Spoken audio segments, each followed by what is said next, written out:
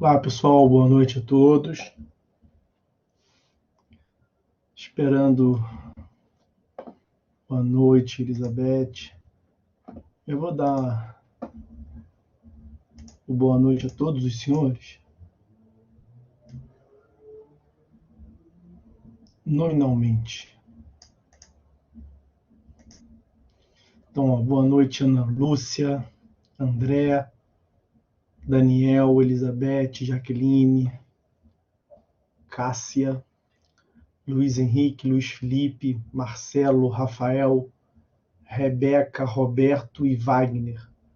Boa noite a todos os senhores.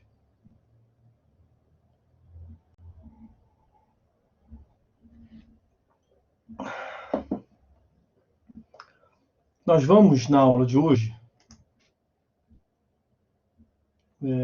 dar continuidade ao estudo da tutela executiva. Estávamos a falar dos títulos executivos, né?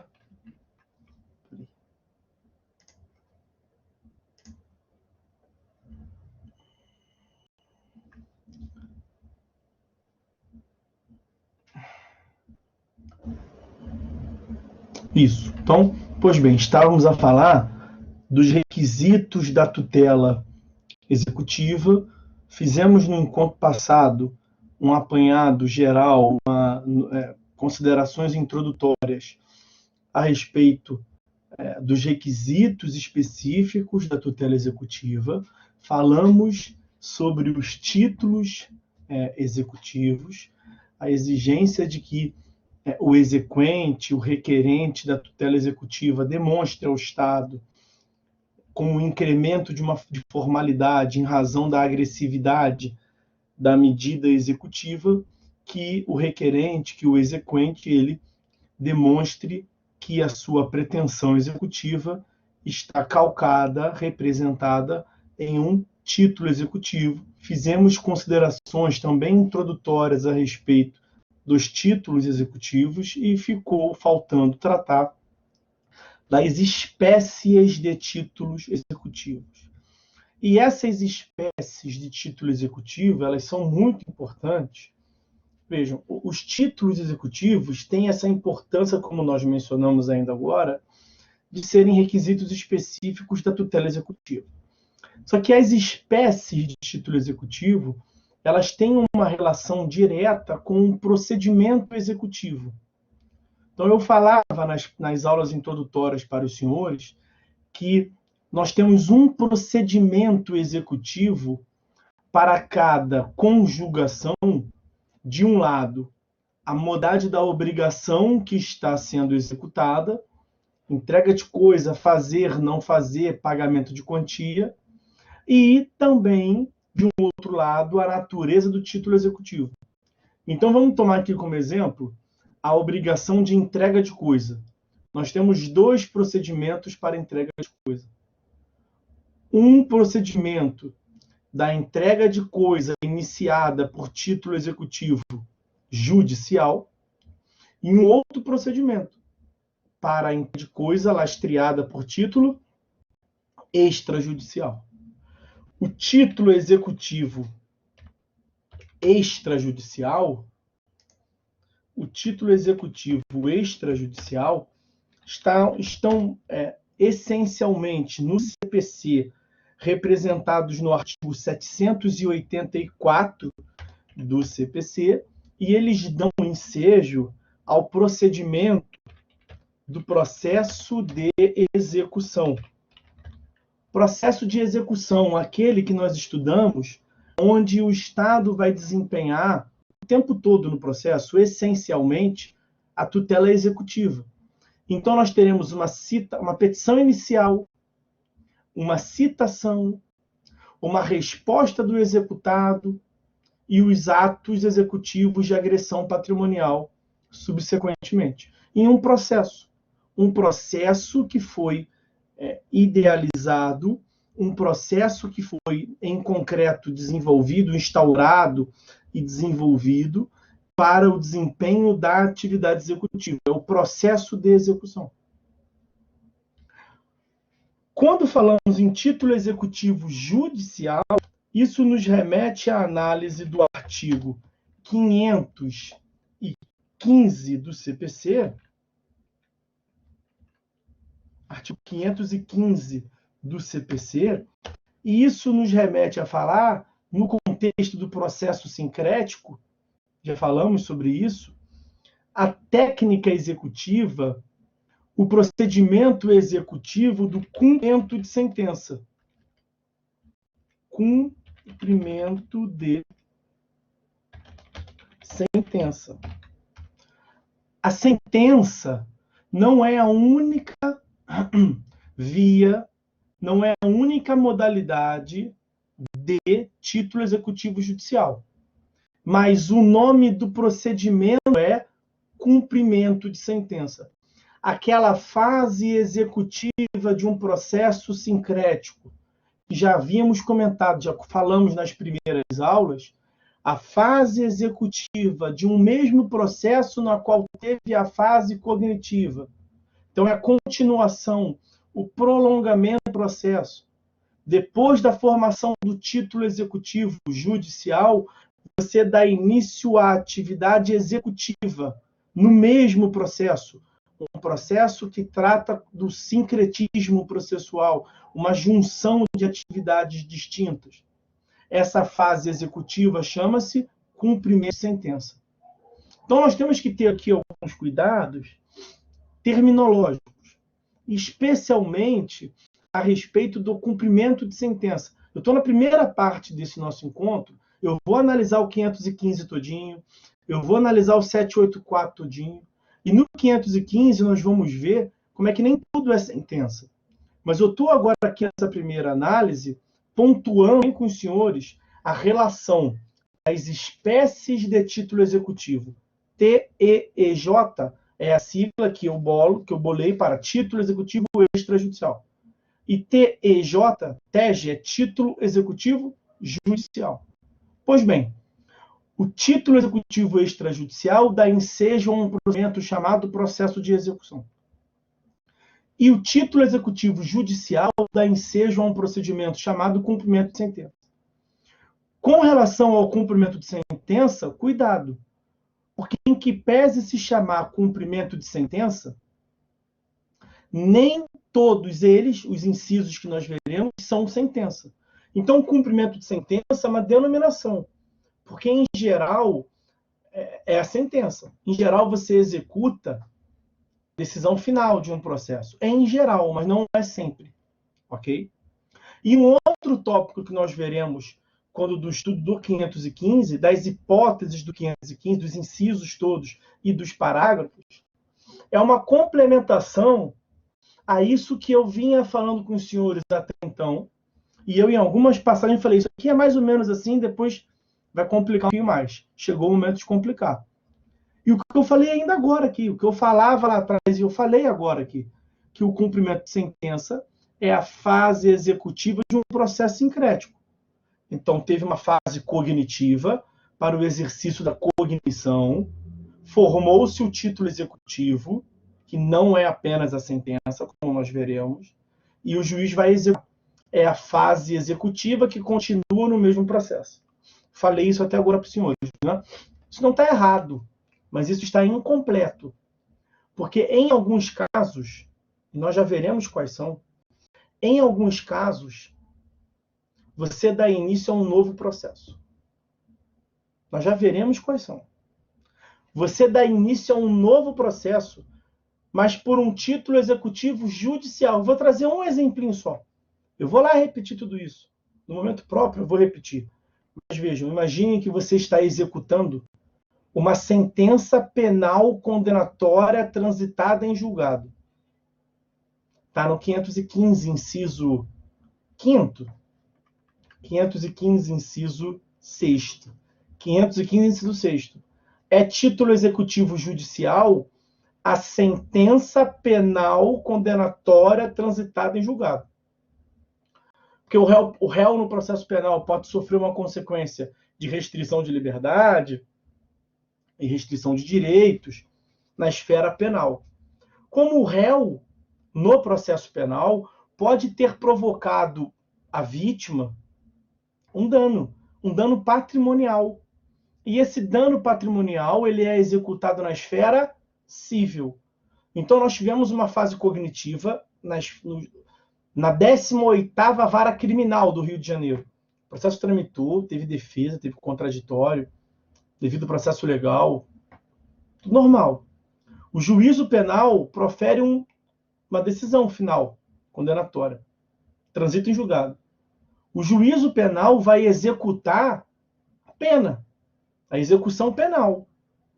Ué, mas professor, quem é que vai fazer a execução do prejuízo que o autor sofreu? Do prejuízo que a vítima sofreu? O juízo civil. Então, no civil até agora, vou pegar aqui, Daniel Fernandes Pérez, está ali o nome, Vossa Excelência Daniel. O juiz Daniel é um juiz civil, da 18ª Vara Civil. A juíza Rebeca é uma juíza criminal, da 18ª Vara Criminal. O processo tramitou com a Rebeca, título de exemplo, com a doutora Rebeca, lá na Vara Criminal. É um executivo judicial? Veremos que é. 515, inciso 6º, acabei de lhes adiantar aqui. Só que o juízo criminal não tem competência para agredir o patrimônio. Então, o que a parte interessada faz? Traz aquele título que foi formado em outro juízo, em um juízo criminal, e começa um processo novo no juízo civil. Só que aqui que está o detalhe. Em que pese ser um processo novo, a técnica que vai ser desenvolvida é do cumprimento de sentença. Porque esse processo novo vai ser inaugurado por um título de natureza judicial. Foi uma colega do juiz do civil, foi uma colega do Daniel, que formou o título. É algo muito parecido com a atividade que o Daniel faria. Então, estamos diante do título executivo judicial. Estando no 515, portanto, o procedimento vai ser o cumprimento de sentença. Atenção, o procedimento, a sequência de atos vai seguir o 515, o cumprimento de sentença, apesar de ter sido formado um novo processo. Essa é uma hipótese excepcional. O juízo civil ele executa muito mais sentenças que ele formou do que uma sentença que o juízo criminal formou. Essa é uma hipótese excepcional. Uma outra hipótese, para que os senhores vejam como é que é excepcional, um outro título executivo judicial que está no 515, mas que não continua o processo, que gera um novo processo. Quando um juízo civil vai executar uma sentença civil também, mas é uma sentença civil que foi formada em outro país. É um título judicial formado no estrangeiro. Então, foi a 18ª Vara Civil de Buenos Aires que formou o título. Como é que o juízo civil Daniel, aqui no Rio de Janeiro, vai dar continuidade a um processo que está na Argentina? Como é que ele vai dar continuidade a um processo que está no Brasil, mas está na vara criminal? Então, a vara criminal vai continuar e vai executar a pena no juízo criminal. O juízo civil vai excepcionalmente executar as consequências patrimoniais de um crime. É claro que ele não vai dar continuidade num processo que não foi formado perante ele. Essas são hipóteses excepcionais.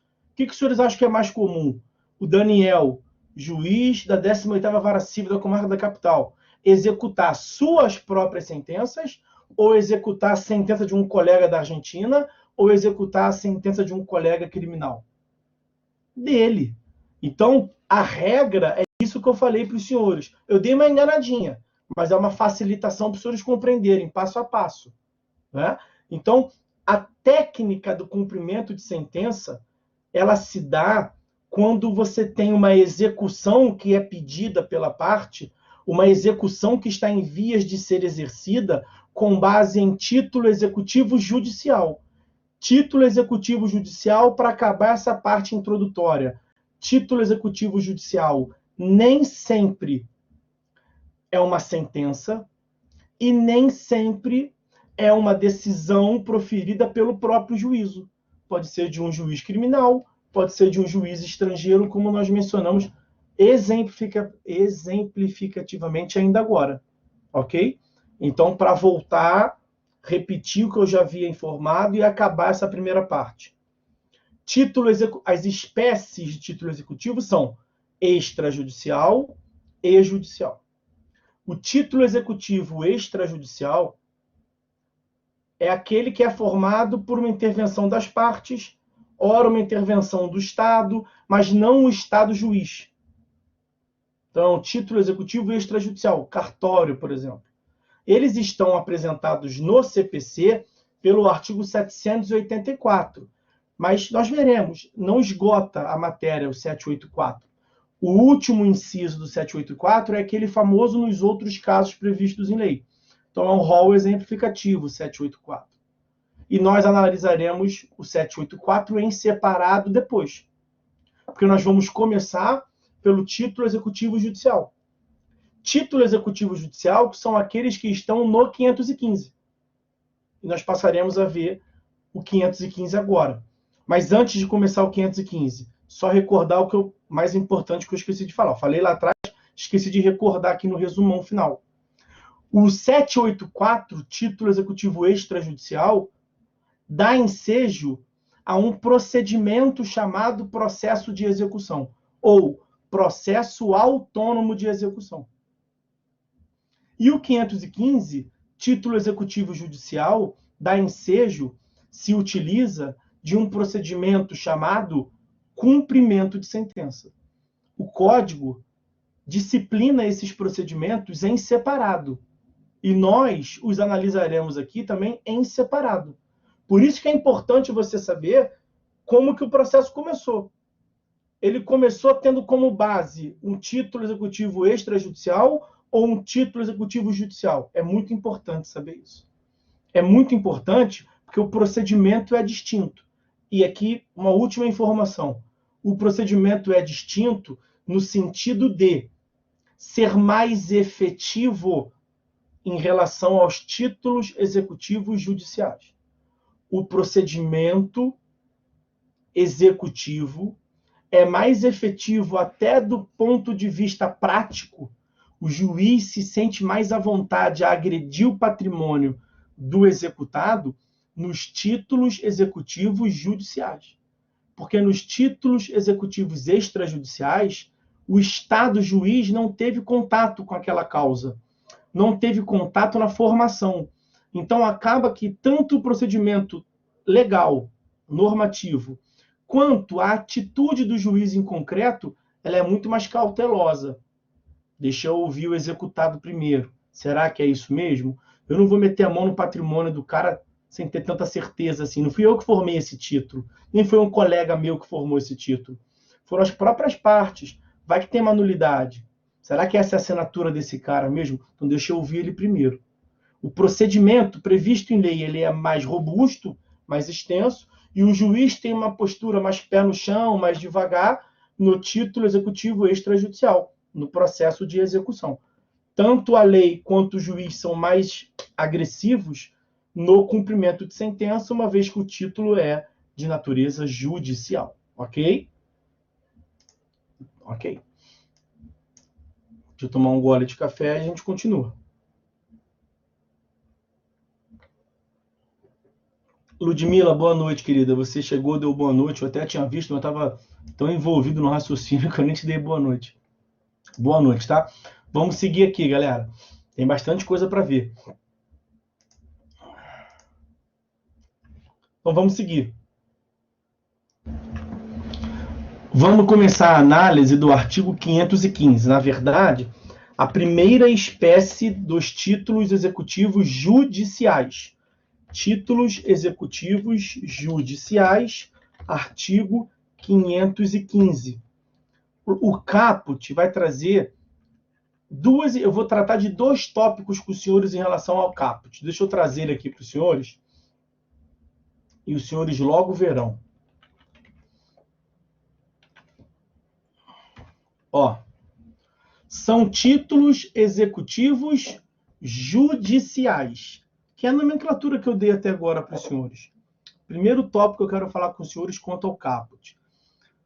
Eu tenho pinimba com esse nome. Isso é um nome, essa terminologia, essa denominação, título executivo judicial, ela é absolutamente enraizada no nosso sistema jurídico. E ela é utilizada, eu mesmo com a crítica que eu vou fazer com os senhores agora aqui, eu continuo utilizando, porque não adianta você dar murro em ponta de faca e ser o diferentão. O que eu trago para os senhores aqui é uma consideração quanto à interpretação, à forma de compreensão. É igual o que eu falo do devido processo legal. Devido processo legal, o nome da garantia que nós temos lá no artigo 5º, inciso 54 da Constituição Federal, o devido processo legal é uma tradução equivocadíssima. Já começa com erro que o processo, para ser devido, deve observar a lei, né? Devido processo legal, literalmente, é um processo que, para ser devido, deve obediência à lei. Quando a gente já sabe que, pelo paradigma do pós-positivismo, não é apenas a lei, né? O direito não é sinônimo de lei. Então, é como se a Constituição estivesse falando assim, para de ler, a Constituição vai ler a lei. Devido processo legal é aquele que segue a lei. Quando, na verdade, nós temos... Todo mundo fala devido processo legal. A Constituição fala. Todo mundo vai falar devido processo legal, os senhores também, como eu também. Mas nós temos que saber interpretar. Devido processo legal, ele, na verdade, representa a nossa fórmula de se expressar como due process of law, que vem da Carta Magna de 1215 e tudo mais. Due process of law significa tem muito mais informação dentro dele do que o devido processo legal. Mas eu continuo falando devido processo legal, com essa ressalva. Quando eu escuto, eu brinco com os alunos que nós devemos colocar um filtro auricular. Você vai continuar ouvindo devido processo legal, mas você vai, quando aquele som entrar no seu ouvido como devido processo legal, ele vai, as sinapses do seu cérebro vão se comunicar como due process of law. Algo parecido com o título executivo judicial. Não quero que parem de falar, mas eu tenho um pinimba, porque na minha primeira aula sobre jurisdição, lá em TGP1, eu acho que nós não tivemos, eu não tive o prazer de conhecer os senhores em TGP1. Mas tem várias turmas que eu pego desde TGP1 e vou conduzindo até processo civil 4, para o desespero deles, né? Mas lá na minha primeira aula de jurisdição, na primeira aula eu apresento o conceito de direito processual. No conceito de direito processual aparece já a ideia de jurisdição. E eu já, tá rindo, né, Bianca? Eu já bato ali um bate-papo com eles sobre o que é a jurisdição. E uma das primeiras, se não a primeira informação, logo uma das primeiras informações que eu passo é a seguinte: olha, jurisdição é uma coisa, judiciário é uma outra coisa. Muito objetivamente, nós não temos tempo para investir nisso aqui agora. Os senhores estão no processo civil 4, estão no último período, né? Jurisdição é o quê? Judiciário é quem? Jurisdição é o que se faz. É a atividade que, em geral, o judiciário exerce. Então, jurisdição é o que se faz. Atividade jurisdicional. O exercício da jurisdição. Judiciário é um do agrupamento, é um dos órgãos, um dos organismos do Estado que exerce jurisdição. A função típica do Poder Judiciário é exercer jurisdição. O que não significa dizer que a jurisdição somente é exercida pelo Judiciário. O exemplo clássico já começa logo ali, no quarto período, em TGP1, os caras estão tendo ali Constitucional 1, 2, 3, então eles pegam bem isso. Estão vendo função típica, função atípica, check and balances, que os senhores já sabem. A função típica do legislativo é editar normas gerais e abstratas. Mas, excepcionalmente, uma função atípica que ele desenvolve, além de controlar as contas, não é? O legislativo, eles podem também exercer jurisdição. Estamos vivendo isso. Nossa sociedade pegou gosto, que é o processo de impeachment. O impeachment é exercício de jurisdição, é julgamento de um crime de responsabilidade, de um ato de improbidade. Só que é um julgamento, é o exercício de jurisdição que não se dá pelo judiciário, que se dá pelo legislativo. Daí que se fala que é um processo político, tudo mais. Ok. Quer ver um outro exemplo que vai ser importante para a gente aqui? O impeachment aparece aqui no 515. Mas esse outro caso que eu vou passar para os senhores, que eu também falo lá em TGP1, é a arbitragem. A jurisprudência atual do STJ é no sentido de que o árbitro exerce jurisdição e o árbitro não integra o Poder Judiciário, assim como o Senado Federal não integra o Judiciário. Mas o Senado Federal, quando julga o impeachment, o árbitro, quando é nomeado e exerce e profere uma sentença, olha o nome, a lei da arbitragem, Lei 9.307 de 96, no artigo 31, 30, 31, faz menção à sentença arbitral, é uma sentença. É exercício de jurisdição por um agente privado. E no Poder Legislativo e no árbitro, você não cogita falar em judiciário. É jurisdição, que não é exercida pelo judiciário. Não se dá todo dia, é mais excepcional. Em regra, a jurisdição vem do judiciário, mas nem sempre. Então, qual é a minha pinimba aqui? Qual é o nome do título? Qual é o nome qual é a espécie do título que nós estamos vendo aqui agora? Título executivo judicial. É um título executivo formado no judiciário. E a sentença arbitral, que está no 515, inciso 7º? Como explicar a sentença arbitral como sendo um título formado no judiciário? Um título executivo proveniente do judiciário? Não é. Então, a primeira consideração, eu não tenho dúvida disso. Eu não tenho dúvida. O certo seria falar título executivo jurisdicional. Porque o que forma a característica desse título, aquela agressividade que eu mencionava ainda há pouco, que é maior tanto na lei quanto na prática pelos juízes, é que aquele título foi formado por uma atividade jurisdicional. Vários deles, uma atividade jurisdicional proveniente do judiciário, outros, uma atividade jurisdicional proveniente da arbitragem. Veja, a sentença estrangeira, como eu já adiantei para os senhores, a título de exemplo, vamos passar a ver aqui nos incisos todos. Se for levar a ferro e fogo, a sentença estrangeira é exercício de jurisdição por um organismo estranho ao judiciário brasileiro. É claro que o ordenamento brasileiro disciplina o Poder Judiciário brasileiro. O título executivo judicial é do Poder Judiciário brasileiro. E a sentença de Buenos Aires, no exemplo que eu dei?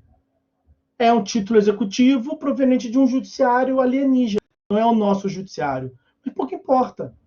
É exercício de jurisdição. Você imagina que venha... Quer ver? Imagina que venha uma decisão civil de um país desse qualquer aí, Estados Unidos tem umas causas dessas, em que a causa não é julgada por um juiz de direito, que a causa é julgada por meio que por um júri popular. Para eles lá é jurisdição. E isso para a gente aqui não seria do Poder Judiciário. O nosso Poder Judiciário não tem competência civil para algo parecido com o Tribunal de Contas. E nós não vamos executar aqui? Vamos, porque o que importa não é judiciário. O que importa, na verdade, não é ser judicial. O que importa é ser jurisdicional. Pode parecer besteira, mas cientificamente, simplesmente, bem reto e objetivo, não é besteira. É muito diferente. Judiciário é o que vem do judiciário. Judicial é o que vem do judiciário. Jurisdicional é o que é fruto da jurisdição. Muito diferente. Na maioria dos casos, bate. Mas em outros casos tem uma distância enorme. Essa é a primeira consideração. Já no nome. Título executivo judicial. Eu coloco um asteriscozinho. Eu preferia que fosse título executivo jurisdicional. E sempre que eu escuto, sempre que eu leio, que eu escuto falar, é assim que aqui no meu cérebro as coisas se comunicam. Essa é a primeira observação. Segunda observação, vamos continuar lendo o caput. São títulos executivos judiciais. Já fiz a minha ressalva aqui. Vamos continuar. Cujo cumprimento dar-se-á de acordo com os artigos previstos nesse título. Eu vou voltar aqui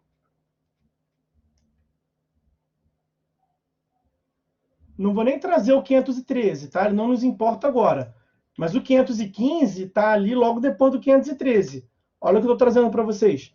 O caput do 515 fala cujo cumprimento, ele podia dizer que vai seguir o procedimento previsto nesse título. Previsto nos artigos desse título. Ok? Dá no mesmo falar. Só a redação que é diferente. E olha o nome do título. Do cumprimento de sentença. Aquela associação que eu fiz.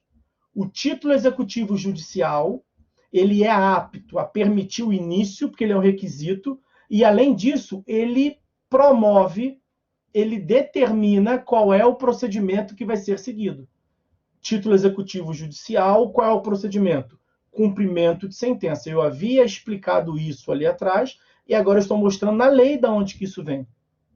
O 515 caput está dizendo que o procedimento, o modo de implementação prática daquele título executivo judicial dar-se-á de acordo com o título que ele integra. E aí eu fui lá atrás e peguei título segundo do cumprimento de sentença, que começa do 513 em seguinte. Ok? Então analisamos o caput. Algumas considerações importantes que fizemos já no caput.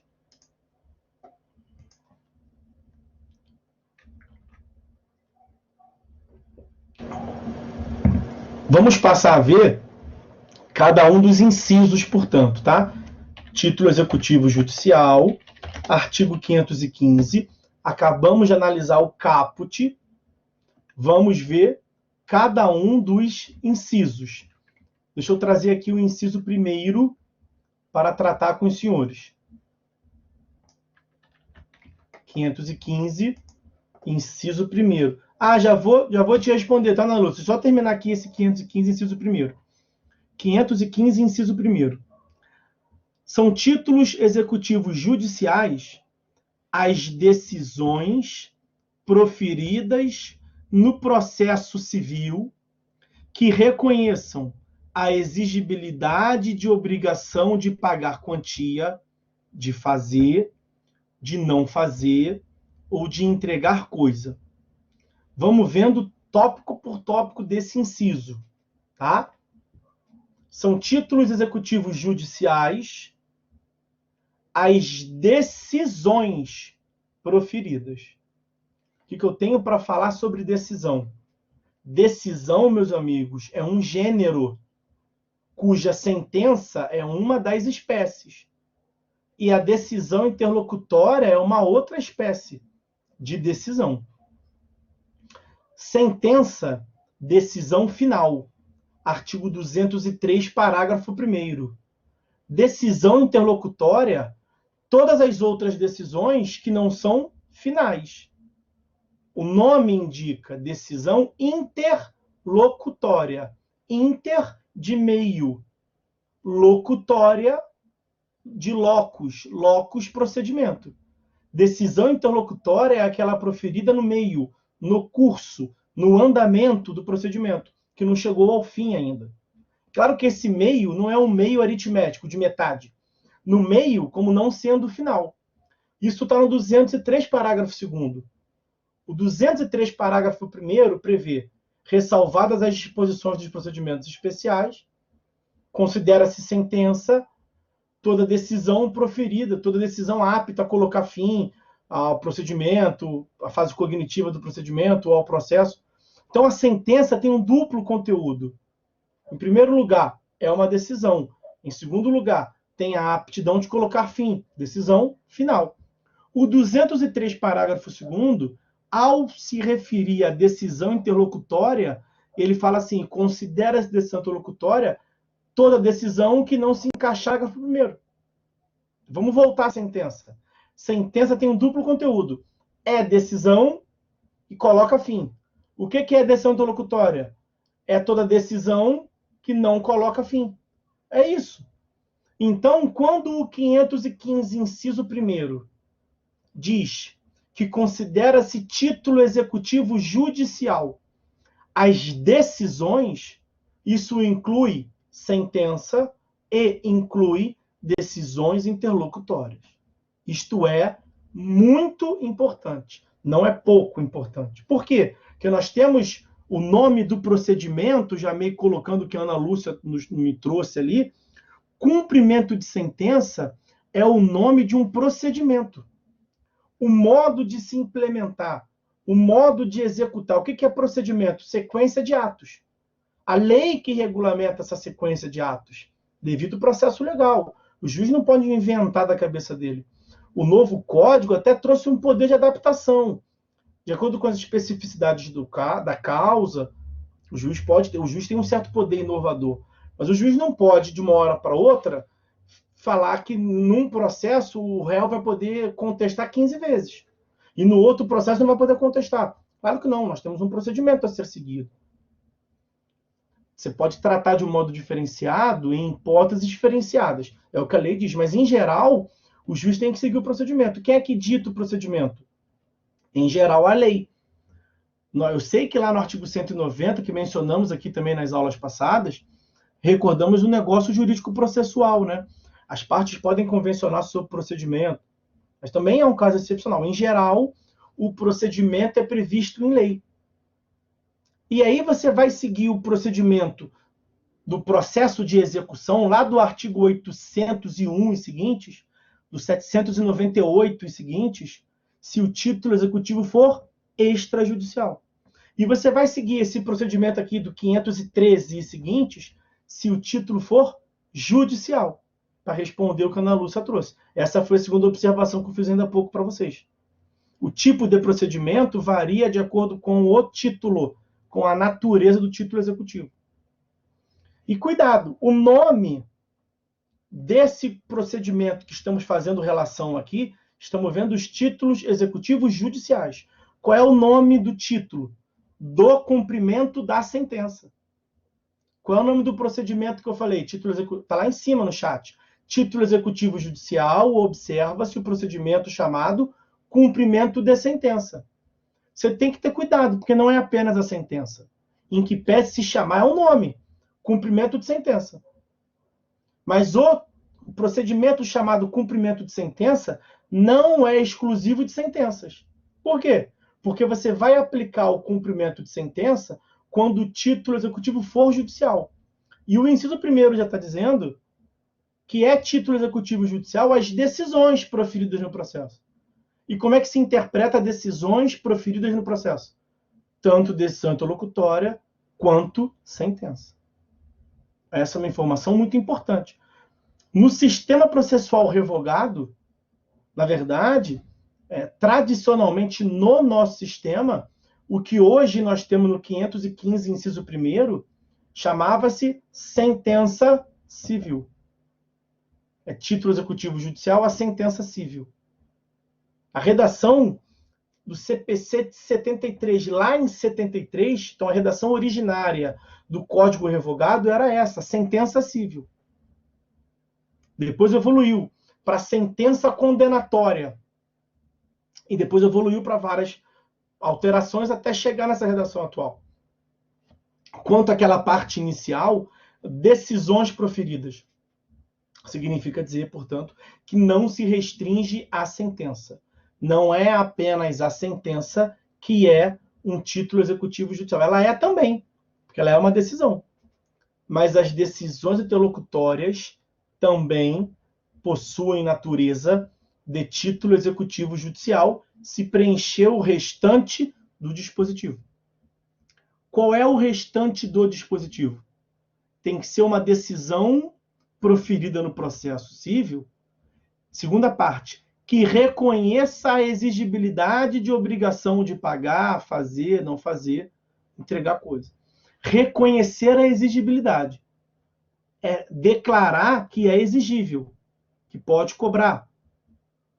Percebam bem, eu mencionei ainda agora para vocês que numa redação primitiva, em algumas alterações que tivemos no código anterior, aliás, foi a redação que mais perdurou no código anterior, sentença condenatória proferida em processo civil.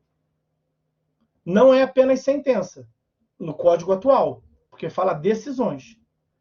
E atenção aqui, não é também apenas as condenatórias. Sentença, não é apenas sentença, são as decisões. Como está lá, as decisões.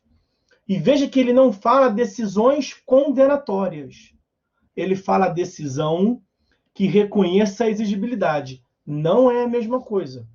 Porque é possível, agora vamos dar o pulo do gato, é possível que uma decisão declaratória, lembra da classificação das sentenças? Sentença declaratória, constitutiva, condenatória. A sentença condenatória tem uma carga declaratória. A sentença constitutiva tem uma carga declaratória. E a sentença declaratória só tem a declaração. Por isso que fala assim, sentença meramente declaratória. Pois a sentença meramente declaratória pode reconhecer a exigibilidade de uma obrigação. E você pode executá-la? Pode também. Mas e a sentença condenatória? Ela está incluída ali, implicitamente. Porque a sentença condenatória, ela só condena porque ela reconhece a exigibilidade. Autor, você tem razão. Réu, você tem que pagar. E autor, digo mais, você pode exigir que ele te pague. Então, condeno ele a pagar. Condeno o réu a pagar ao autor. A sentença condenatória tem uma carga implícita de declaração, quando o juiz reconhece a exigibilidade, quando o juiz declara, certifica o direito.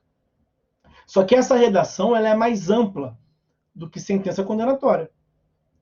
A sentença condenatória reconhece a exigibilidade, mas não é apenas a sentença condenatória que reconhece a exigibilidade.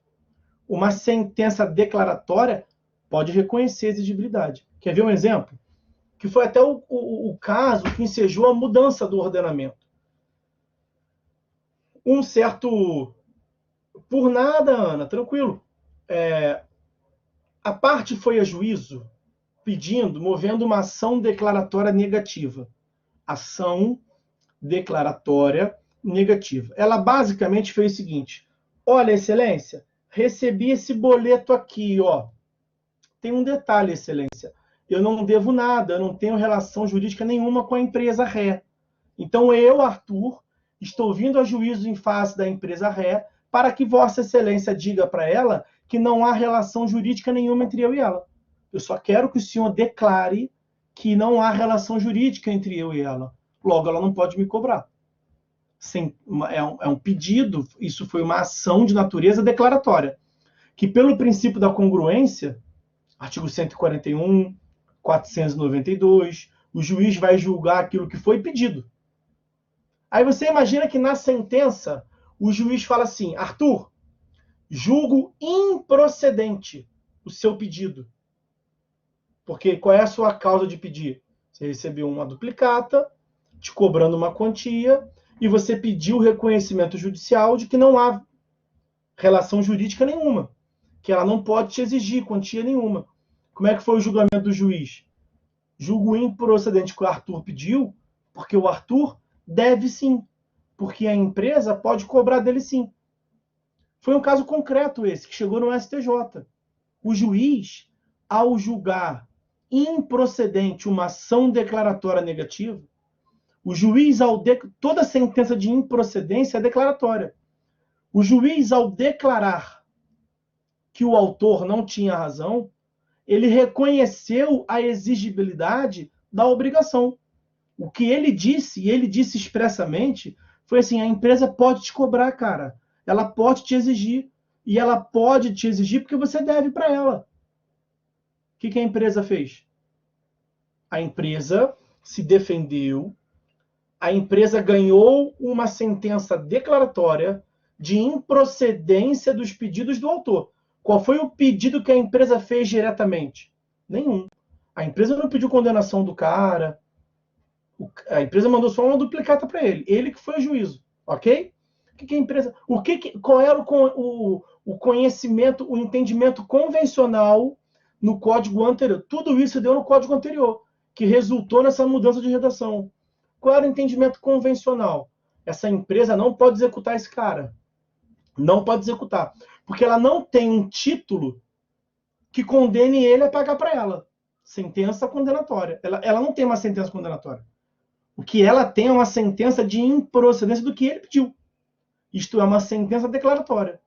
Ela não podia executar. O que o advogado dela fez?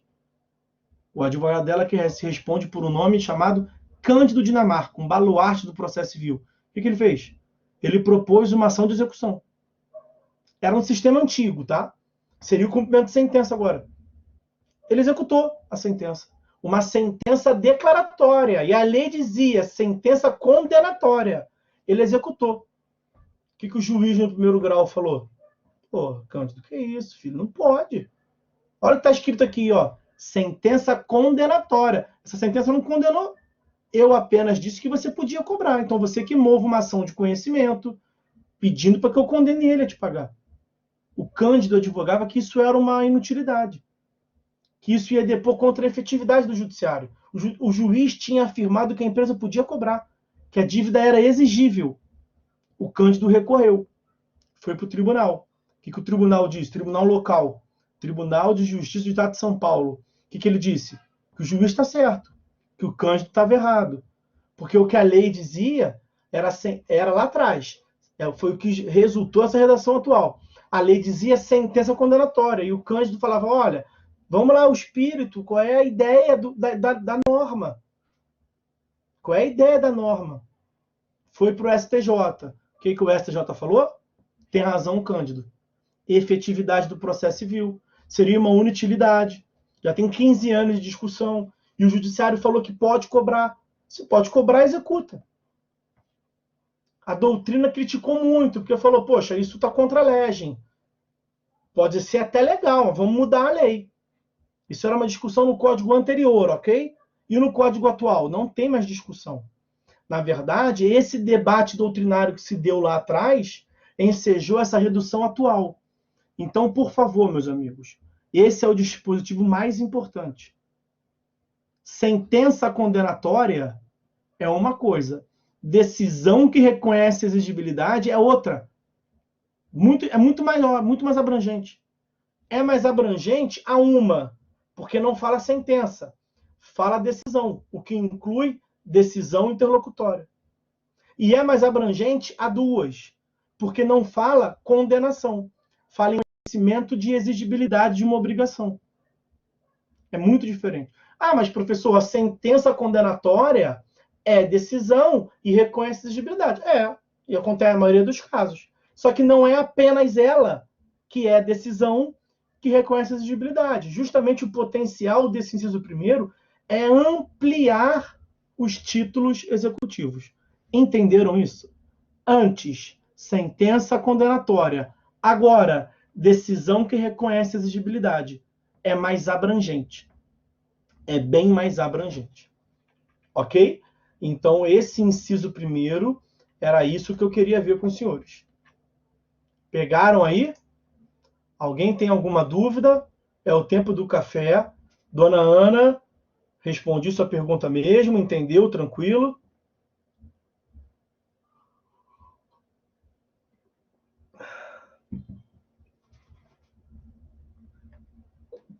Ô, Bianca, qual delas você está falando que é bonita? É essa aqui? Tem essa aqui que... Ó. Vê essa aqui. Tem essa aqui, ó. E tem essa outra aqui. Eu não sei qual você está falando. Eu não esquento futebol, não. Eu não esquento, não. As duas são bonitas. Estão querendo me agradar, que maravilha. Eu até hoje tô precisando desse afago. Vou contar muito com a compreensão dos senhores. Eu tô aqui no piloto automático, porque minha mulher está nessa situação, os senhores sabem, né? Isso já gera um desconforto normal. O tempo vai passando, vai melhorando. Não quero chorar pitanga disso, não. Isso já tá na rotina, já está incorporado. Tive que ir no centro hoje. Tive que ir na procuradoria. Ajustamos meio campo aqui, desci cedo. Saí do Rio 3 horas. 3 e pouquinho, 3 horas. Para chegar na aula de 6h30, né? Daí sobra. Segunda-feira, 3 horas da tarde, não tem trânsito. Eu vim tranquilo, né? Tô sossegado no carro, ouvindo um podcast, ouvindo lá, comecei ouvindo uma música, depois enchi o saco, botei coisa de direito para ouvir, tranquilão. Aí eu pensei assim, cara, vou botar na rádio. Escuta essa, eu vindo do Rio em direção ao Friburgo, caminho natural, ponte, né? A gente cogita em fugir da ponte, um caminho que é muito mais longo por Teresópolis, em feriadão, sexta-feira, e você foge do trânsito. Esse caminho, apesar de ser maior, pedágio muito mais caro, você gasta mais gasolina, mas você ganha porque diminui a chance de pegar trânsito. Aí eu falei assim, cara, deixa eu botar na rádio para ver se tem alguma coisa, porque vai que tinha alguma. Vocês ouviram o que teve na ponte hoje? Estão sabendo o que teve na ponte hoje? Cara, quando eu botei na rádio, primeira informação, fujam da ponte, Niterói tá tudo parado, previsão, 2 horas de travessia. Cara, eu tava para pegar a ponte, tinha 100 metros a Brasil, para esquerda, ponte para direita. E vocês sabem que na ponte não tem retorno, né? Entrou, já era. Cara, na hora, e eu tava para pista pela direita, assim, um pouco. Na hora, virei para a esquerda para fugir da ponte. Teve um acidente na ponte, Bianca. A Bianca falou não sabe. Teve um acidente na ponte que agora tá podendo passar caminhão na ponte, né, cara? Vocês, não sei qual é o tráfego que vocês passam pela ponte ou não, há anos não podia passar. Ela não viu TV hoje. Roberto, era com caminhão. Há anos não podia passar caminhão na ponte. Aí agora, com esse negócio da quarentena, eles resolveram fazer um teste e tal. E mantiveram. Agora pode passar caminhão na ponte. O que aconteceu? Um caminhão perdeu o freio. E ali, depois da descida do vão central, perto de Mocanguê, ali, na área da Marinha, aquela área de Marinha, perto também da descida do vão central e o pedágio. O cara perdeu o freio e veio, porrou 9 carros. Foi um acidente e tombou na pista. Foi uma parada de proporções elevadas, assim. E aí a ponte ficou meio que fechada, assim. Era 3 horas da tarde, previsão de 2 horas de travessia. Aí eu fui para Brasil, peguei e vim por Magé e tava também tranquilo. Falei, pô, mudei para a rádio na hora certa. Que maravilha. Obrigado aí, te devo uma. Anota no caderninho para cobrar depois, tipo de coisa, né? E eu já ali comemorando. No meio do caminho, chegando em Magé. Magé, perto ali de Teresópolis, é quando quem está vindo para Friburgo entra para mudar o rumo da serra, né? Aí você vem para a região de Friburgo. Cara, ali eu fui parar no posto, até para comer uma coisa que não tinha comido. Quando eu tô vindo da lanchonete do posto pro carro, o pneu vazio. Fugi de uma enrascada, entrei em outra enrascada. Aí fui, perguntei e tal, ó. Ali é o quê? Magé. Tem um nome mais preciso ali, Parada Modelo. Acho que é Parada Modelo. Enfim. Perguntei onde tinha um borracheiro, fui no borracheiro. Cara com acidente com caminhão e 9 carros, calça congestionamento na ponte de Niterói. Esse aí, Bianca. Esse que eu fugi. Cara, quando eu cheguei no borracheiro, que o cara tirou, vocês não vão acreditar o que era, cara. Até tirei foto, mostrei pra turma do primeiro tempo, que eu cheguei atrasado. Eu tinha tempo de chegar em casa, tomar banho, jantar, dormir para dar aula. Cheguei em casa 15 minutos atrasado para aula. E tô aqui direto dando aula. Cara, era uma chave. Uma chave entrou no pneu. Nunca imaginei que isso podia acontecer. Como é que pode uma chave entrar no pneu? Porque uma chave que está na estrada, ela está deitada, né? Quer dizer, fico imaginando. Tinha que ser uma chave em pé. Tem uma chave em pé no meio da pista. Quando o cara tirou, quando tinha ali a marcação, porque estava só com a parte de cima dela para fora. Eu falei, um grampo. Falei, pô, um grampo, que sacanagem. Passei por cima de um grampo. Quando o cara tirou, o cara falou, pô, uma chave. Tirou uma chave dessa no pneu. Eu falei, porra, essa. Aí já é demais. E tô aqui eu. Tive que desabafar para contar para vocês. Uma chave dentro do pneu. E ninguém me contou, eu vi. Aconteceu comigo agora, pelo amor de Deus. Aí eu tô aqui pela honra da firma. Cheguei em casa, não comi praticamente nada, já tô aqui pronto para daqui a pouco liberar vocês. Então, meus amigos, vimos aí o índice. Vamos voltar. Já desabafei que eu precisava botar isso para fora, desabafar. Já vimos o inciso primeiro, que é, sem sombra de dúvida, o mais importante, tá? Agora vamos continuar para concluir esse 515, ok? E vamos ver os outros incisos, que são menos importantes um pouco. Vamos seguir um pouco mais rápido nos outros incisos. Então, 515, que é o que estamos vendo, vamos passar ao 515, inciso segundo. Um momentinho, tá indo aí. 515, inciso segundo. É título executivo judicial a decisão homologatória de autocomposição judicial. O que temos para falar disso? Não muita coisa. É uma decisão que não necessariamente é uma sentença, não é? É uma sentença homologatória se a autocomposição for sobretudo.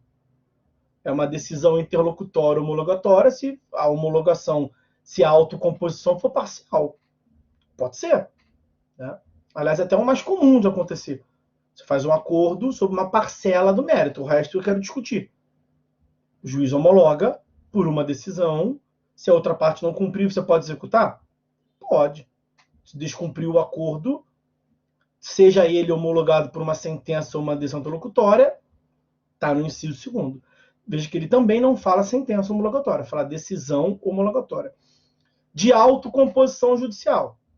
Bom, autocomposição judicial não é aquela que necessariamente é oriunda do 334, né? 334, audiência de conciliação e mediação. Aquilo pode resultar uma autocomposição, mas não é apenas ali que o juiz pode buscar autocomposição em relação às partes, né? Ou seja, a lei não diz de onde vem a autocomposição. A autocomposição obtida na AIJ, pode? Pode, o juiz homologou, tá igual. E, por fim, a autocomposição não é sinônimo de conciliação, como eu falei agora aqui para os senhores, né? A autocomposição é um termo mais genérico. Inclui-se na autocomposição a transação, é transação, tá, meus amigos? Quando as partes transacionam. Outro dia um aluno escreveu quando as partes transam. Não. Quando as partes transacionam, é transação. Essa partícula final é importante, né? As partes não saem por aí transando, não. As partes, no máximo, transacionam. O que o juiz busca é que as partes transacionem. É quando há uma concessão mútua. Cada um cede um pouquinho, né? Transação. Como pode ser a autocomposição, que é a imposição da vontade de um sobre o outro. Quando o réu reconhece a procedência do pedido, quando o autor renuncia à pretensão. Também pode ser uma hipótese de autocomposição. Tá bom? Então, autocomposição é um termo genérico, decisão é um termo genérico, decisão homologatória de autocomposição judicial. É o último, a autocomposição obtida em um processo judicial. Ué, mas, professor, será que nós não podemos obter uma autocomposição fora do judiciário, não? Podemos. A autocomposição fora do judiciário vai, em regra, gerar um título executivo extrajudicial, que nós falaremos lá no 784. Tem as exigências, ou a chancela do membro do Ministério Público, da Advocacia Pública, da Defensoria Pública, ou a assinatura dos advogados dos dois transatores. Isso é um título executivo extrajudicial. Ex-marido, ex-mulher, vai no escritório de um dos advogados, se encontram no fórum, sem processo nenhum, celebram um acordo. É possível? É possível. Esse é um título executivo extrajudicial.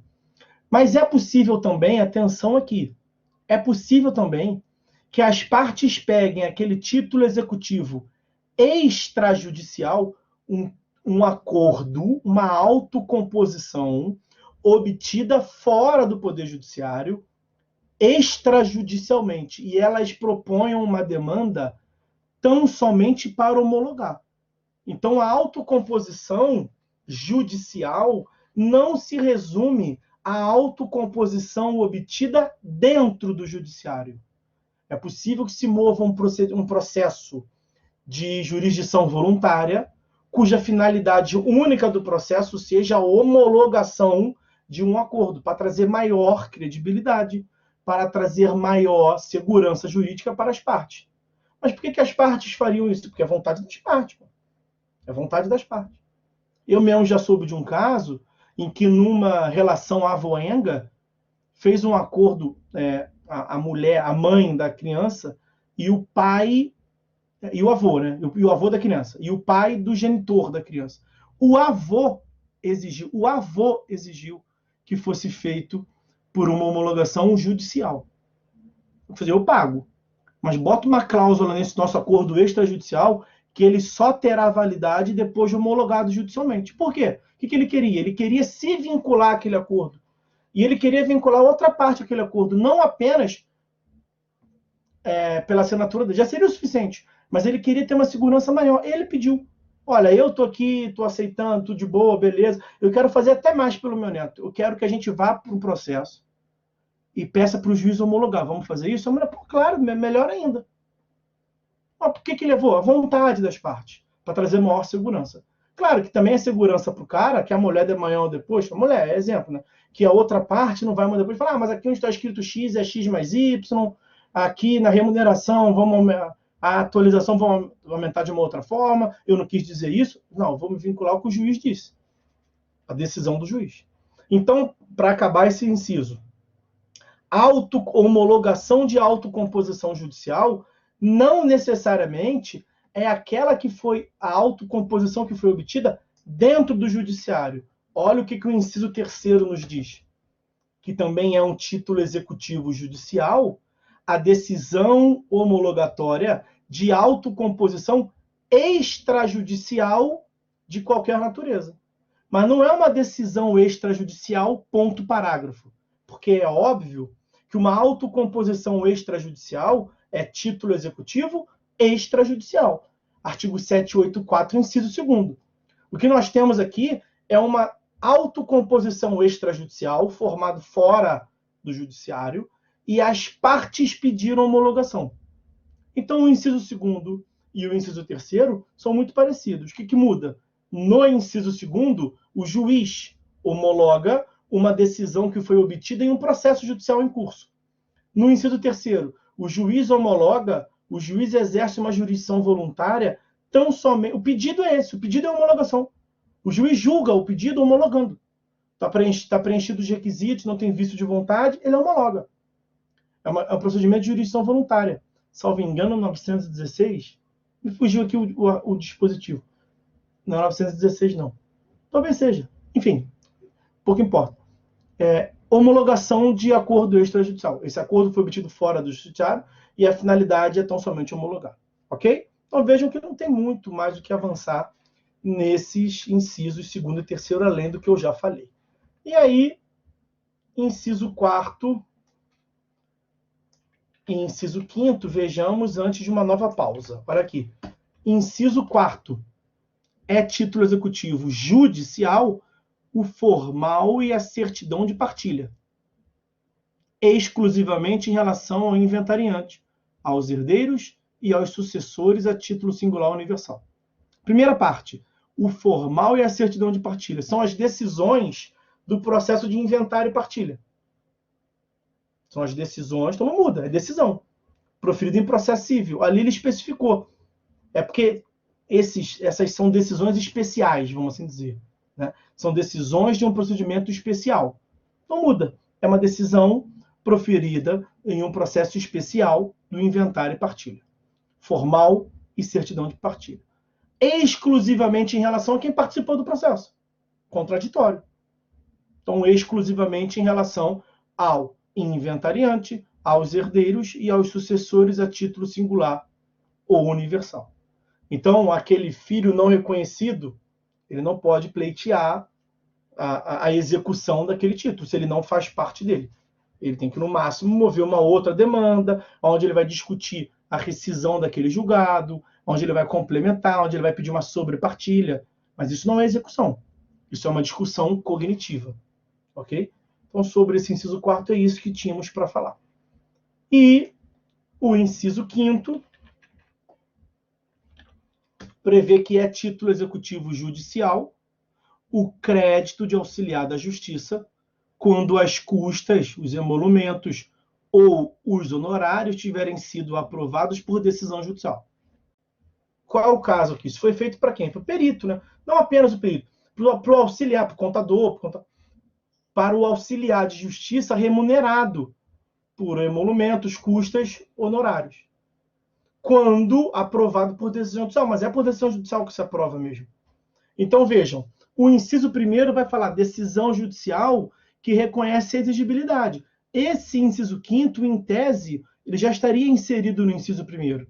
O que o legislador quis, isso aqui foi um lobby natural, um lobby no bom sentido desses profissionais, desses atores jurídicos que atuam e movimentam muito dinheiro, esse ramo, né?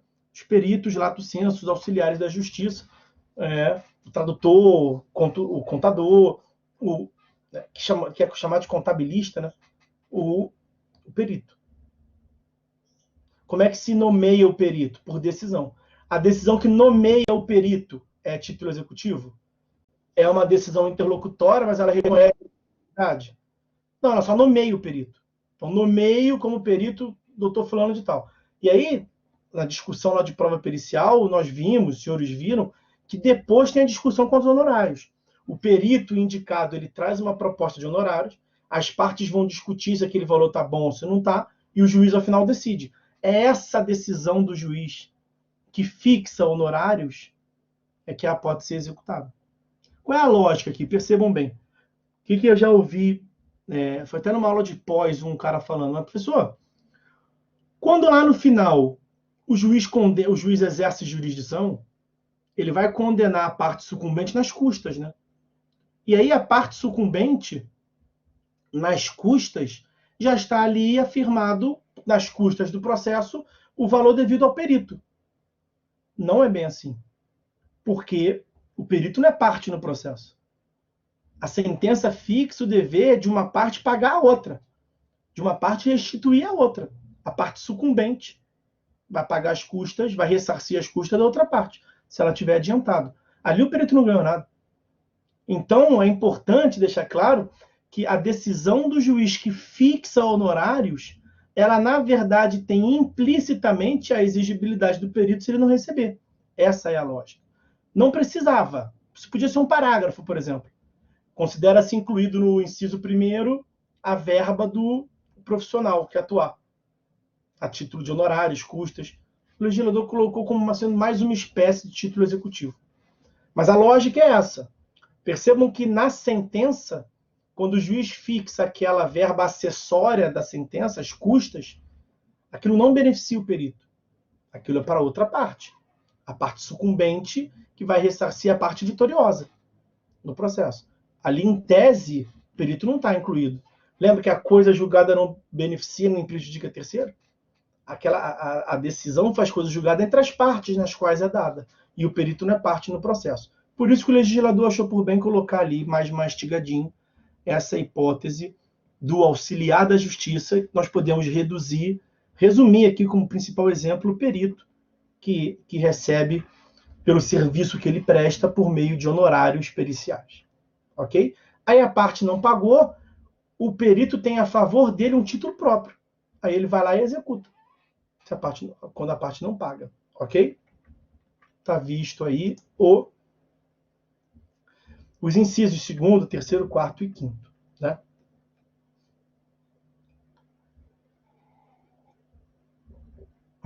Vamos seguir para acabar a análise do 515.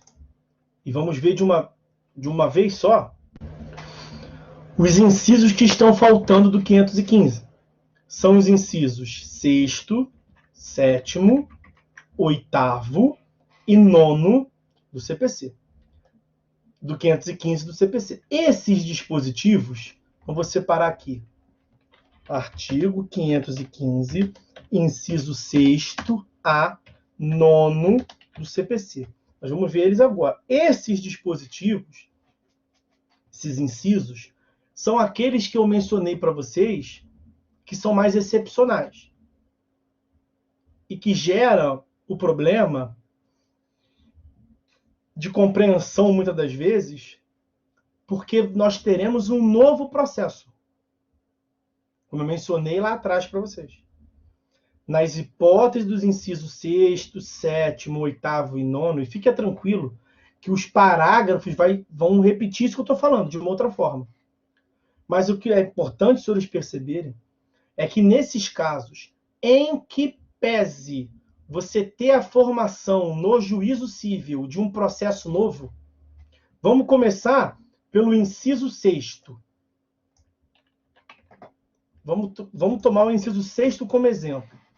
É título executivo judicial, como eu mencionei lá atrás, a sentença penal condenatória transitada em julgado. Então, no processo que se desenvolve, aonde que se forma uma sentença penal condenatória? No processo penal, que tramitou perante um juízo criminal. O juízo criminal pode reconhecer que do crime resultou prejuízo patrimonial à vítima? Pode. Tem uma discussão se ele pode, além de afirmar o prejuízo, se ele pode quantificar o prejuízo. Tem uma séria discussão aqui. Se ele tem competência para isso. Uma coisa é ele falar. Está comprovada a autoria, a materialidade. Então, sei lá, essa lesão corporal gerou também um dano, porque além de dar na cara do cara, o cara quebrou o retrovisor. Acidente de trânsito.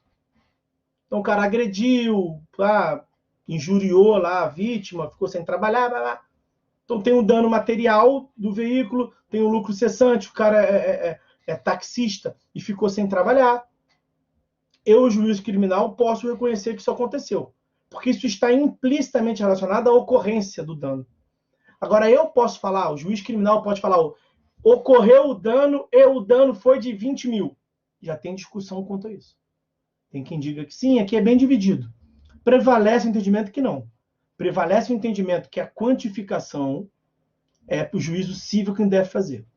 Mas mesmo quem sustente que o juízo criminal pode afirmar qual foi o prejuízo, ninguém defende que o juízo criminal pode executar os efeitos civis da sentença.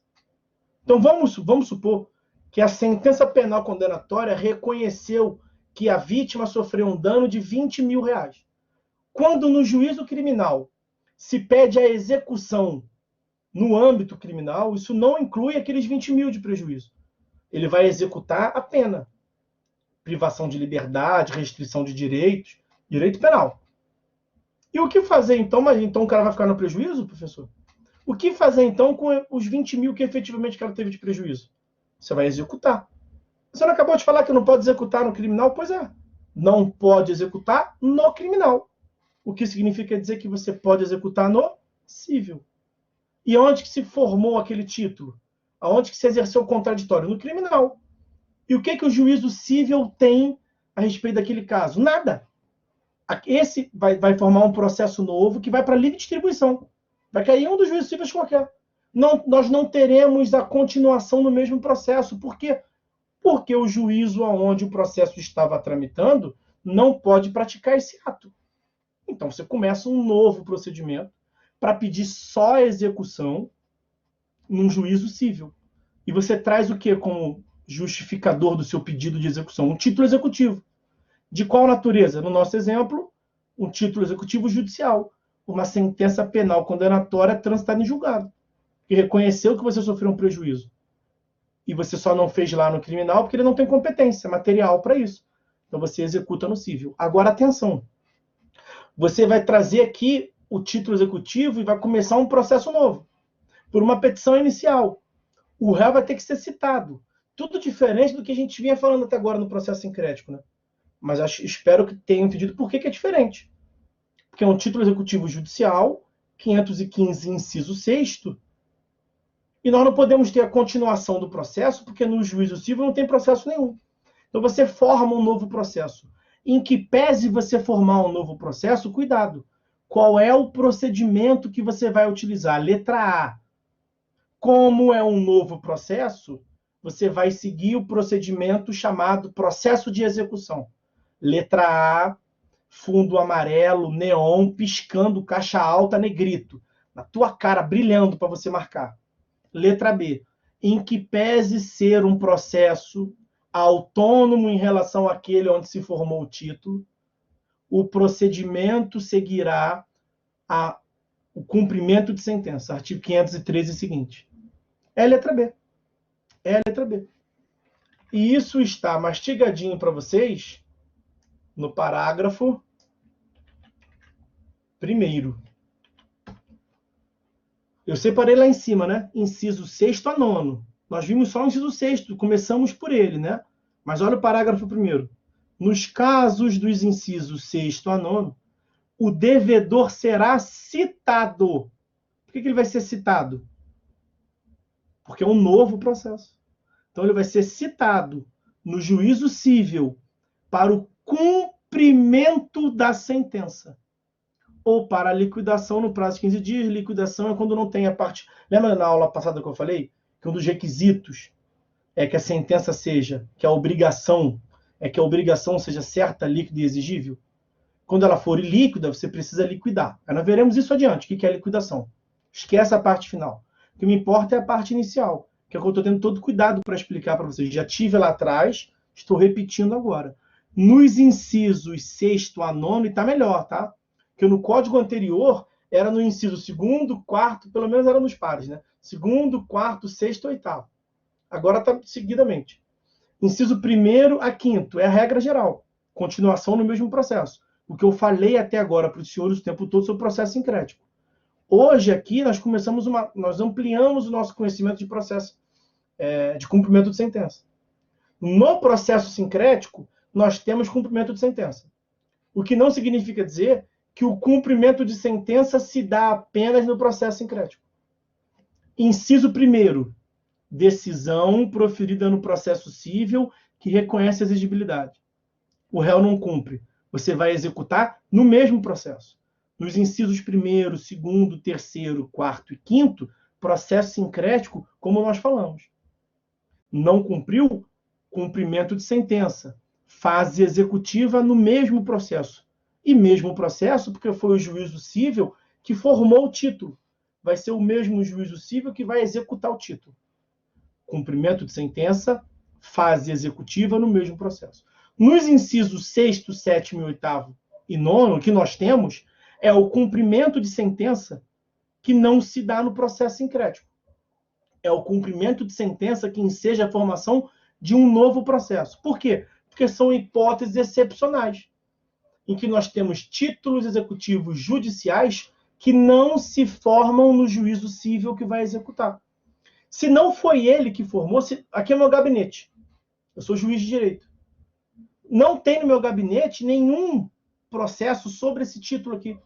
E que título é esse, excelência? É uma sentença penal condenatória. Isso é um título judicial? A lei está dizendo que é. E por que você não tem no seu gabinete? Porque não formou aqui, formou na vara criminal. Por que ele não executou lá? Porque ele não pode executar. Quem tem que executar é um dos juízos cíveis. A parte peticionou, foi para livre distribuição, caiu aqui comigo. Como é que eu vou dar continuidade no meu gabinete se não existe nada aqui? Seria o processo sincrético é a continuação. Mas eu não tenho como continuar o que não está aqui comigo. Então essa é a lógica. Nesses casos, dos incisos 6º, 7º, 8º e 9º, e eu estou aqui reduzindo a explicação no inciso 6º. Depois eu vou analisar só as hipóteses. É a mesma lógica. O juízo civil recebe algo novo, uma petição inicial. E ele vai citar um réu novo, um réu não, um executado. Ele vai citar o executado, porque ele não tem processo nenhum, é o primeiro. E não tem porque foi formado um título executivo judicial em outro lugar. Então, o que você tem que saber é que esses títulos executivos judiciais dos incisos 6º a 9º são sui generis, são especiais. São títulos executivos judiciais. Serão executados pelo cumprimento de sentença, até aqui tudo igual. Mas eles não vão continuar no mesmo processo. Eles vão ensejar a formação de um novo processo. Além dessa explicação teórica que eu passo para vocês, olhem o parágrafo 1º. O devedor será citado. Citação Artigo 238 é quando você convoca o réu, o executado, para um novo processo. Ok? Então, vimos aí o inciso 6º, as considerações sobre o inciso 6º e a sua relação com esse cumprimento de sentença em processos novos. Agora é só mencionar os outros. Inciso 7º, a sentença arbitral. A sentença penal condenatória transitada em julgado, inciso 6º, não foi formada no juízo civil, mas foi formada no judiciário. A sentença arbitral não foi formada no juízo civil e nem foi formada no judiciário. Foi formada perante um árbitro ou uma câmara arbitral. É muito comum, tipo assim, o árbitro é quase que o juiz. O árbitro faz a lei da arbitragem, né, para quem não liga o nome da pessoa, a lei da arbitragem é a lei 9.307 de 96. Lei 9.307 de 96. Ela tem um dispositivo lá, acho que é o 29, por ali, que afirma expressamente que no desempenho das funções, o árbitro se equipara a juiz de direito. No desempenho das funções, o árbitro se equipara a juiz de direito. Mas não é bem assim. Porque ele se equipara, mas não se equivale. Ele não é exatamente igual. O que o árbitro não tem? Que é muito importante e tem tudo a ver com a execução. O árbitro não tem poder de polícia. Então o árbitro pode, esquece a execução por hora. O árbitro quer ouvir uma testemunha. O árbitro pode ameaçar a testemunha que se ela não vier, ele vai conduzir ela embaixo de vara. Muito feio isso, né? Conduzir embaixo de vara. Mas ele pode? Ele não. O que ele pode fazer? Pedir ajuda do coleguinha dele, juiz de direito, que o juiz pode. Tanto que o Código de 2015 criou a carta arbitral. Carta arbitral é o meio de comunicação entre o árbitro e o juiz de direito. Aí o árbitro fala assim, juiz de direito, excelência, estou com um processo aqui, e você sabe que o processo aqui comigo é menos um processo contigo aí, né?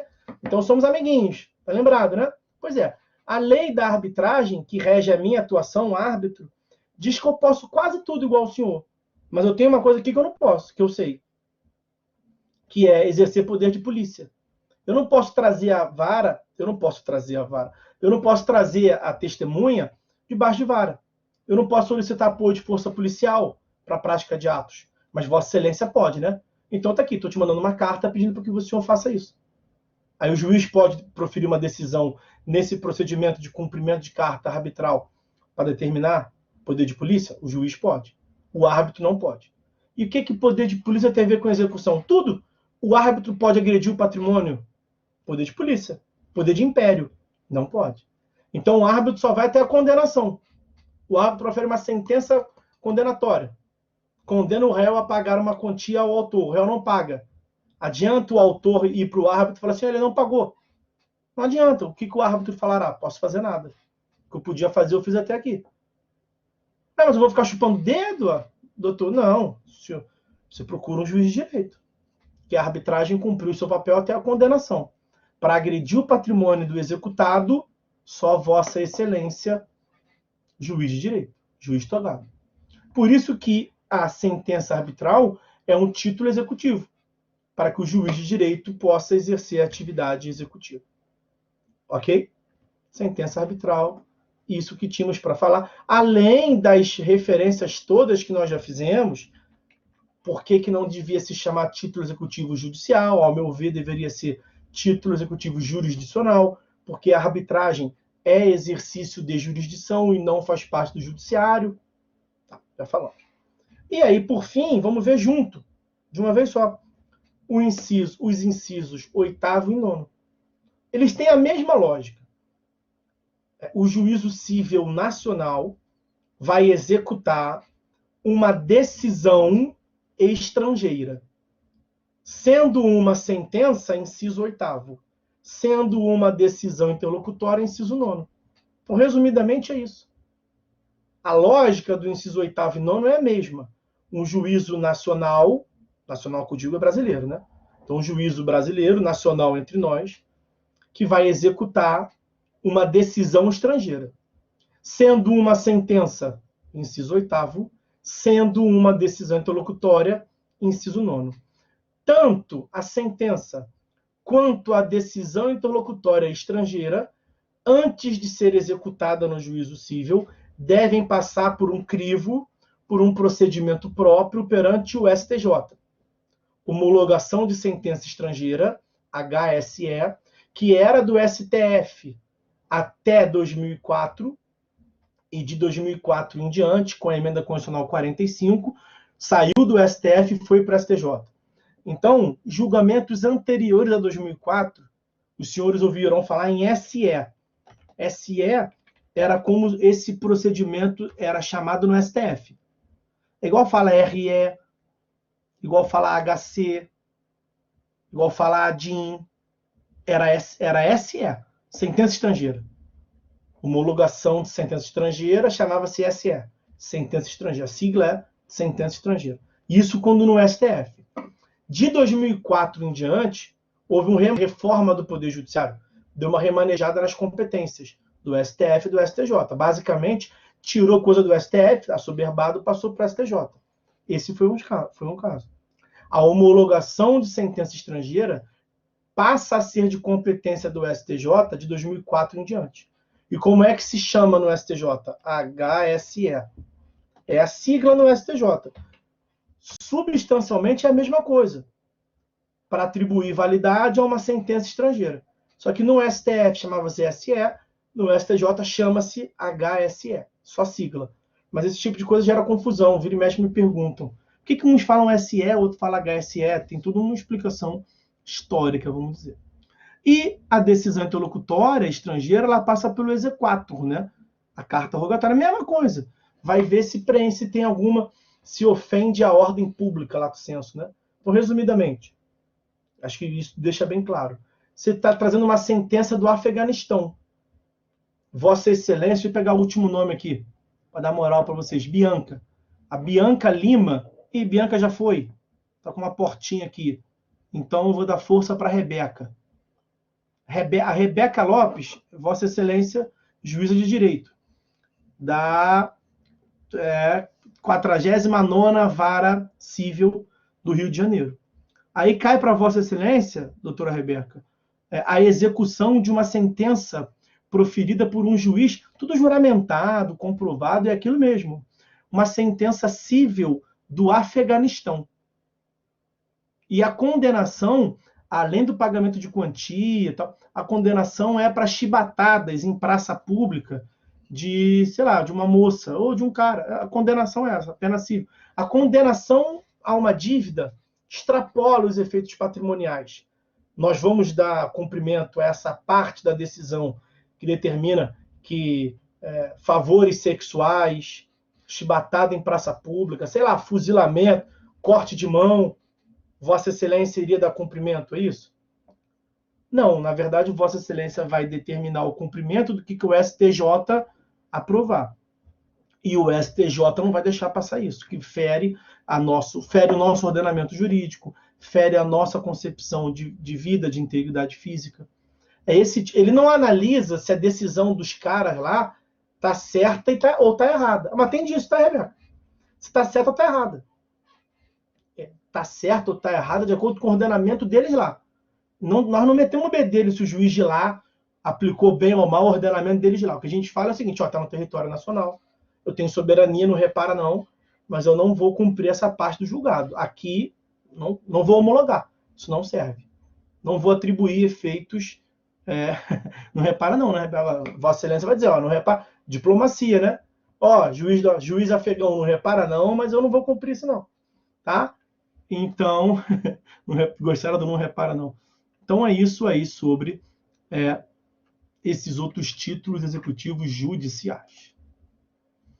Ok?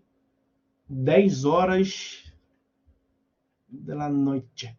Acabamos o que tínhamos para ver sobre títulos executivos judiciais.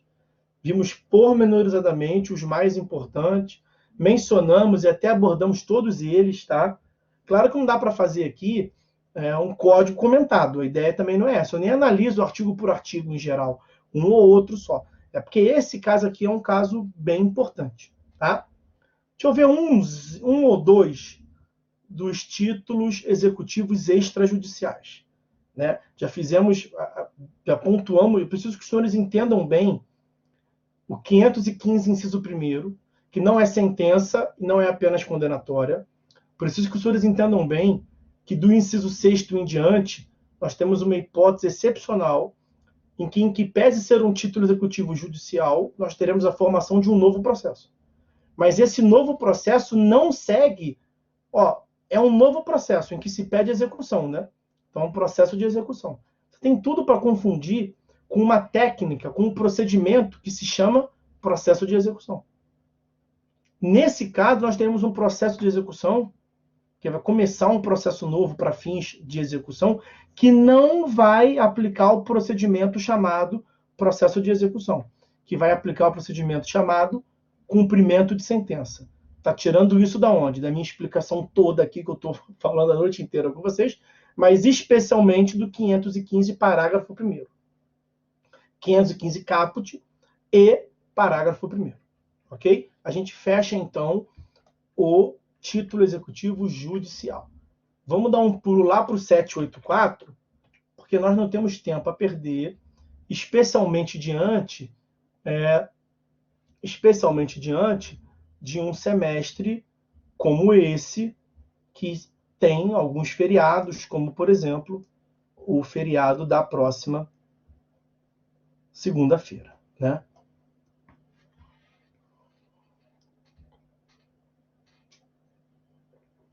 Deixa eu ver aqui quais que eu vou analisar com os senhores.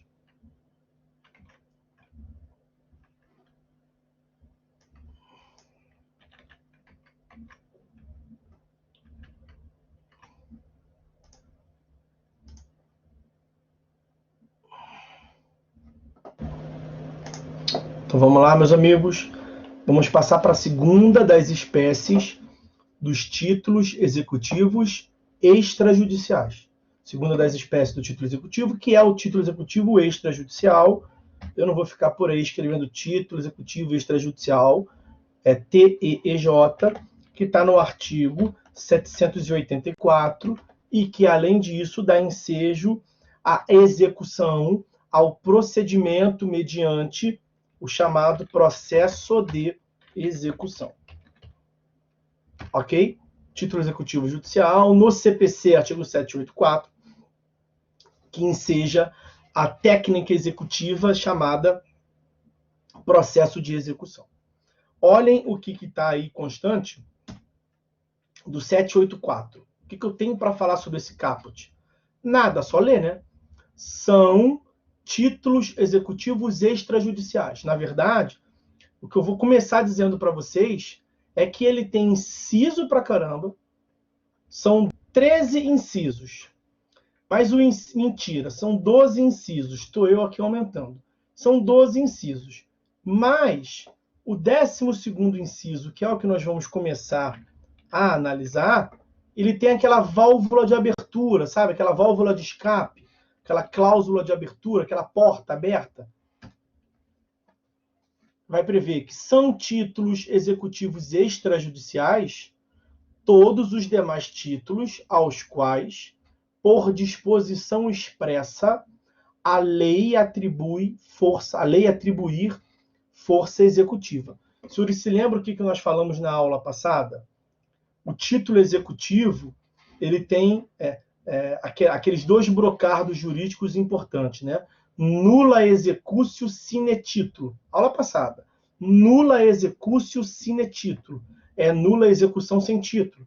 Então, o título é um requisito específico da tutela jurisdicional. E tem o outro. Nullum titulo sine leges. É nulo o título se ele não provier de uma lei. Então, a eficácia executiva, ela decorre da lei. E fizemos lá a observação sobre o artigo 190, cláusula geral dos negócios processuais, mas tudo isso é a aula passada. Eu quero que os senhores entendam aqui o seguinte.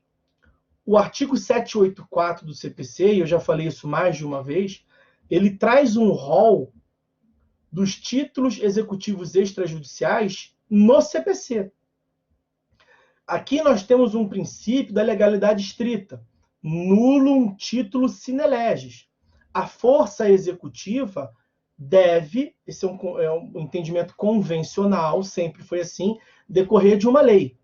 Asterisco, tem o artigo 190 para dar uma balançada nisso aí. Mas, de todo modo, 190, negócio processual, está numa lei, que é o Código de Processo Civil. Mas os senhores não podem confundir, é algo parecido com o que eu já falei com os senhores em Processo Civil 3, salvo engano. Essa turma também teve recursos comigo, salvo engano, né? Se não alguns, é uma turma compartilhada, enfim. Mas o que eu digo lá em recurso? É recurso aquilo que a lei chama como recurso. Aquilo que a lei atribui a característica de recurso. Recurso não é algo que a doutrina constrói ampliativamente. É recurso aquilo que a lei chama de recurso. Então, vigora o princípio da legalidade estrita. O CPC é uma lei? É. O CPC pode prever o que é recurso? Porra, pode. Embargo de declaração, apelação, agravo do instrumento e tudo mais. Mas apenas o CPC é uma lei? Ou será que tem outras leis? Claro que tem outras leis. Então pode ter recurso em outras leis? Pode.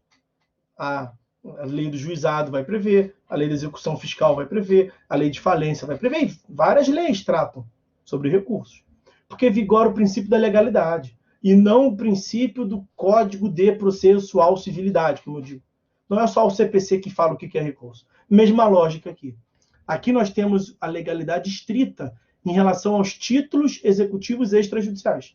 Agora, não vai confundir e achar que o 784, como vem de uma lei, porque o código é uma lei, logo, título executivo extrajudicial é aquilo que está no 784. O caput dá a entender isso, né?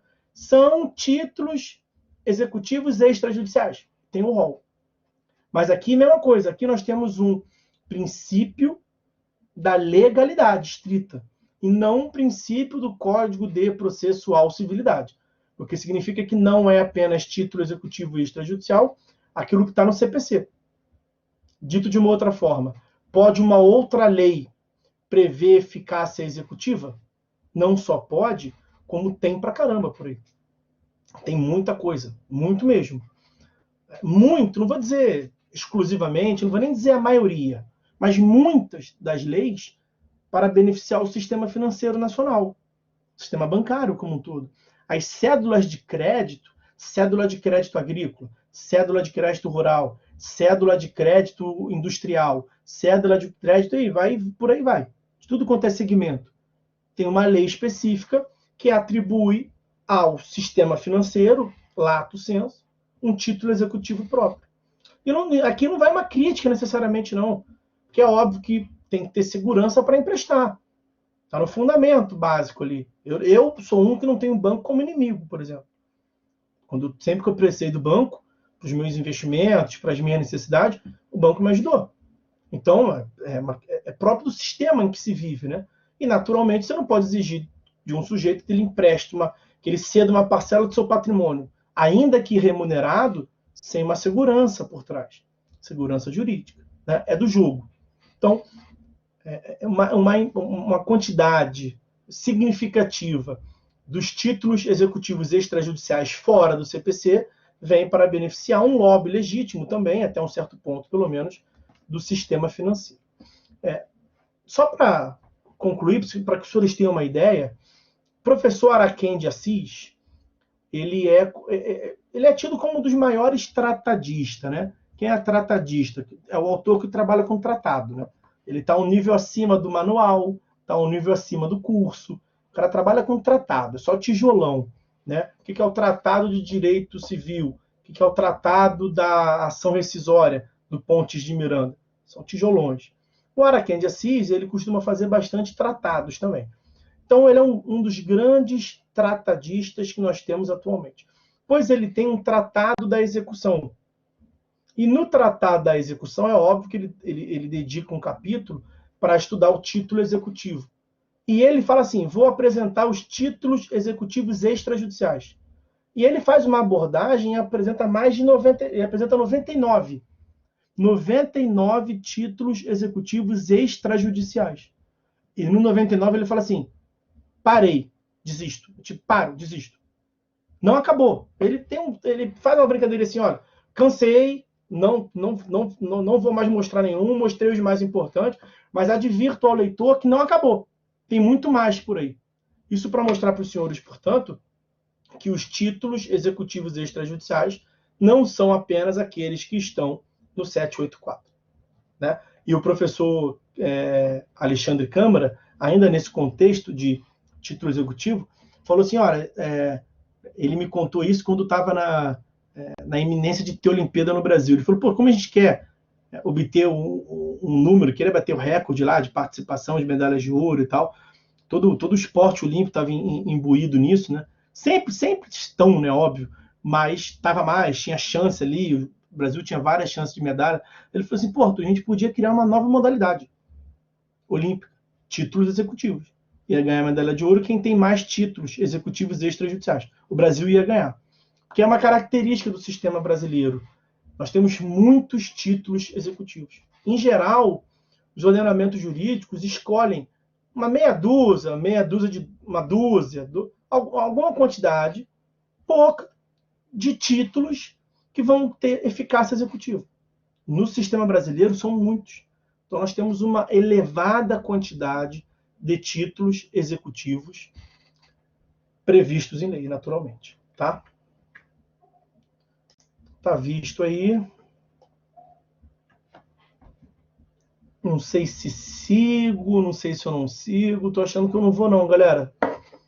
Acho que eu vou parar. Também continuar para ver mais 1, 2 incisos. Vai mudar. Não vai mudar a cotação do dólar, né? Se tiver mais um inciso. Como eu estou muito cansado, eu acho que eu vou dispensar os senhores. Alguém se opõe? Concordo? Você está vindo aqui, eu acho que é para você estar querendo aparecer um pouquinho, tá não? Não, mas vem aqui.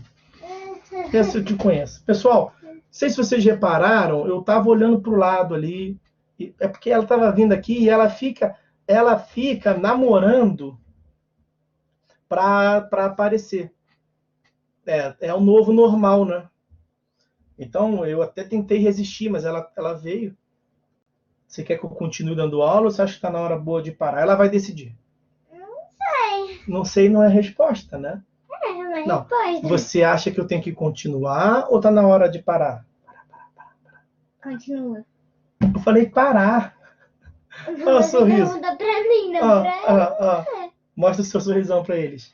Ah, caramba. Aqui, fala para eles que aqui em Friburgo entra muito frio por essa janela aí. Aí, lindona. O que você trouxe aqui para mim? Uma carta? Não, porque eu não podia falar em voz alta e escrever. O meu dente caiu. Ela não podia falar em voz alta, pessoal. Vocês ouviram? Ela escreveu. Você escreveu?